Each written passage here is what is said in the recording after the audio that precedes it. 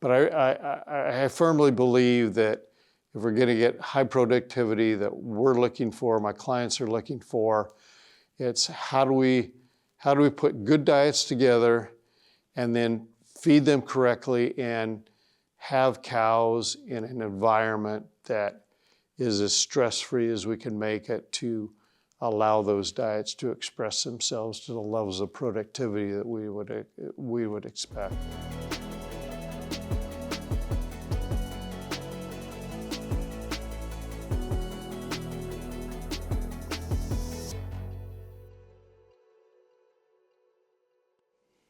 How can precision farming increase production and profitability in the dairy industry?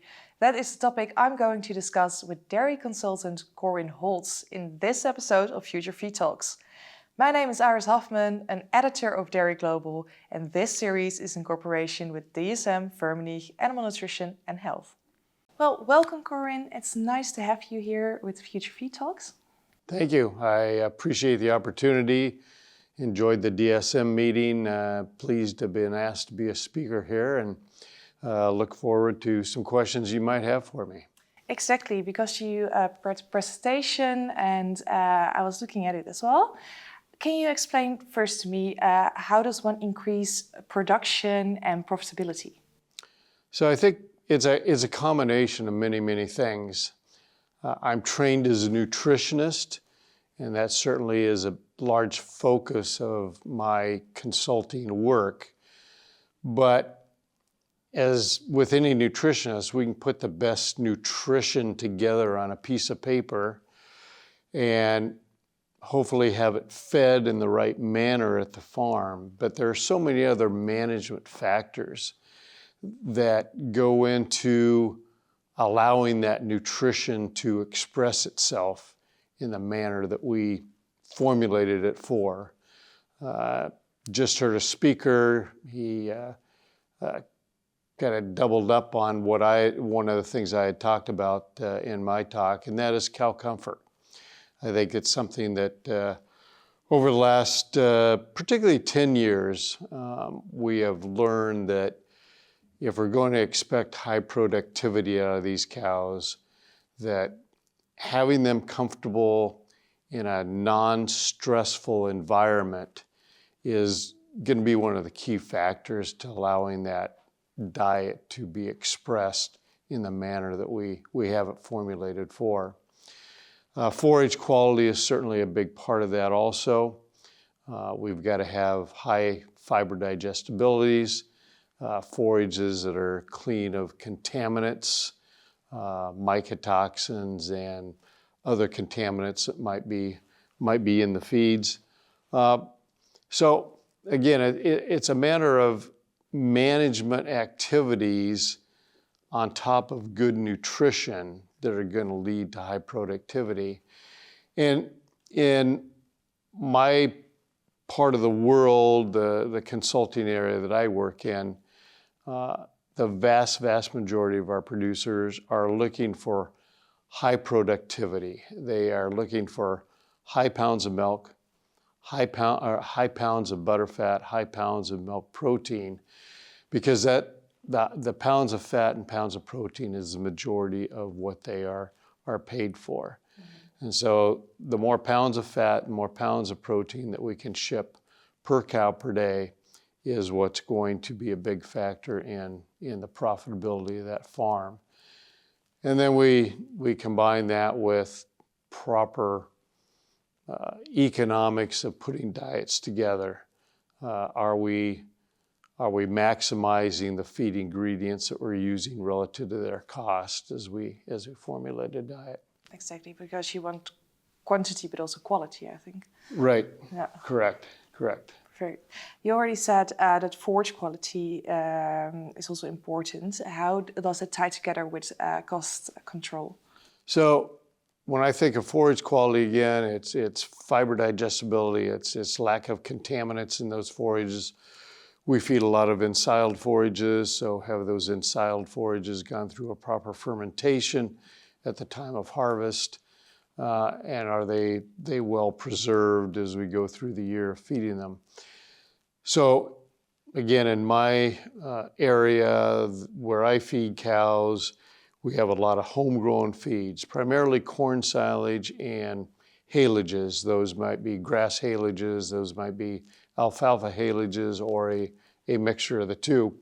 And the more forage quality forage that we can get into the diets, it's going to reduce the off-farm purchase feed costs that we have to invest in.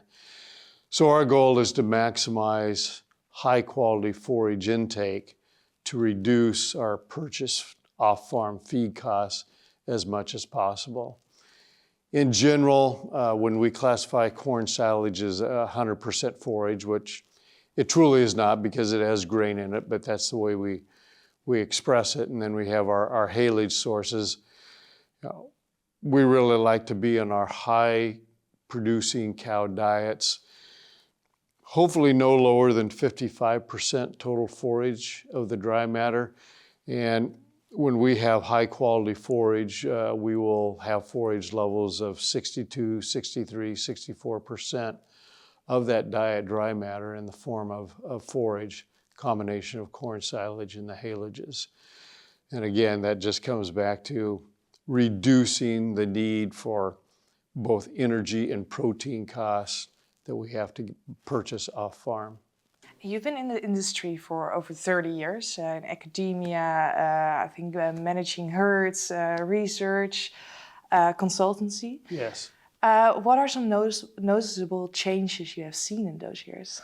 A lot, many. I think our understanding, getting back to what we just talked about, our understanding of forage quality has gone through the roof. I first got exposed to a lot of fiber digestibility work that was being done back in the mid-90s.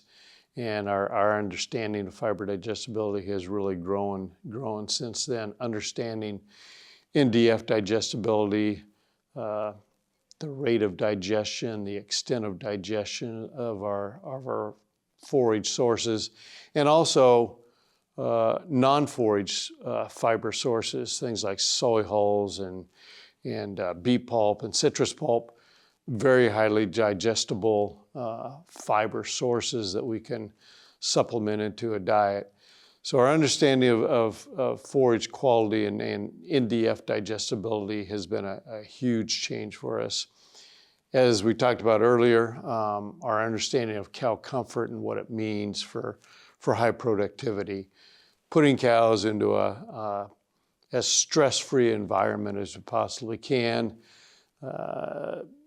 addressing things like heat mitigation during the summer months, trying to cool these cows.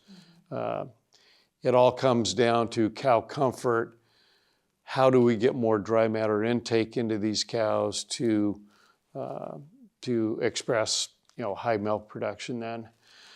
Some of the other things that we've certainly seen are changes in our mineral sources in many cases. We understand that there are more bioavailable types of mineral sources, trace minerals also the same thing.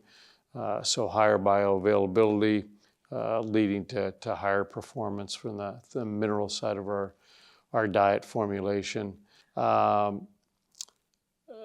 Things like just preventative actions that we take rather than treating problems once they occur.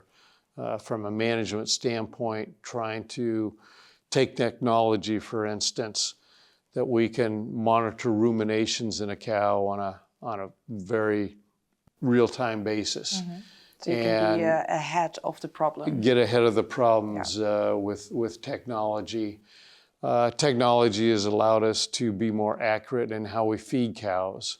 Very sophisticated software programs that feeders on farms have utilization of, and we can be much more accurate in how we go about delivering feed and monitoring what our true intakes are, things like that. Yeah, and all these changes, they might also bring conflicts.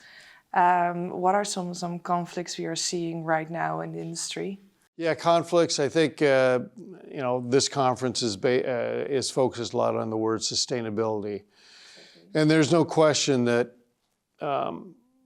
producers, me as a consultant, we are somewhat confused as to where we play in the sustainability role because there are so many different definitions of it.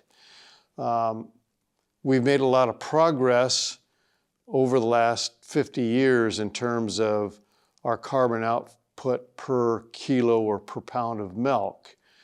I don't think we've done as good a job of publicizing that to the world, but we have made a lot of progress.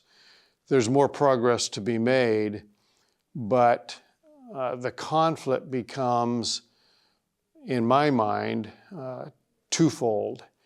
I think in a lot of consumers' minds, having cows in an idyllic setting out on pasture, grazing, is what they have in their mind as, this is the world that cows ought to live in. I understand that. It's a beautiful image. It is a beautiful image. I understand that. But those are, in general, very inefficient cows relative to greenhouse gas per kilo of milk, where we can take confined housing cows in a very intense management situation, provide them cow comfort, have them in a stress-free environment, and produce milk at a much lower carbon footprint per kilo or per pound of milk. And so there's a conflict there in terms of public perception and how we know we can minimize or lower our carbon footprint per kilo or per pound of milk. And I think at the end of the day, under our management systems, those are where the conflicts come, the public versus what I see as reality and my clients see as reality, and in producing milk in a climate-friendly manner. And what role does the marketplace play in this? That is an interesting question. I think it's something that I was just having a discussion this morning with somebody at breakfast, that I think that's where we're at right now, is if the marketplace wants us to utilize new technologies, new additives that have come along to help reduce greenhouse gases, that is fine. But if that is just going to be a cost of doing business with no economic return back to the producer, that's where my clients and personally myself really struggle because our margins are thin already in this business. And to put another, I will call it a tax on doing business, I think is a disservice to the producing community. Yes, it's the right thing to do from an environmental standpoint, but it is, in my opinion, not the right thing to do from a dairyman profitability standpoint to tax them with no return on that. I don't know if you call it an investment or increased cost of doing business. Yeah, exactly. So to round up, what would be an important factor to help the industry go forward? I think a lot of focus needs to be continued to be put on cow comfort and putting these cows every day in as stress-free environment as you possibly can. I think that's a constant thing that we need to be paying attention to. The way we build barns, the amount of room we give cows within a barn. We've made a lot of changes in our barn construction over the last few years in terms of what I refer to as square footage per cow in a pen to allow these cows to have more social space. So that's one of the things that whenever we're building new barns, we're taking that into account to a lot greater degree. I think training of employees, better cow handling, understanding the behavior of cows, making sure employees understand why they're doing their job, along with training them how to do their job. I think we have employee workforces now that are much better trained. We can always do better, but I think that's an area that we are continuing to make more progress on these progressive farms. I think the area of nutrition, we're going to continue to have research that brings new thoughts and ideas to us, new technologies, new feed ingredients that make us more efficient. But I firmly believe that if we're going to get high productivity that we're looking for, my clients are looking for, it's how do we put good diets together and then feed them correctly and have cows in an environment that is as stress-free as we can make it to allow those diets to express themselves to the levels of productivity that we would expect. Exactly. Yeah. Well, thank you very much for your insights. It was a pleasure to have you here. Thank you. No, I appreciate it. Thank you for watching Future Feed Talks. Do you want to see more episodes or listen to our podcast? Please click on the links below.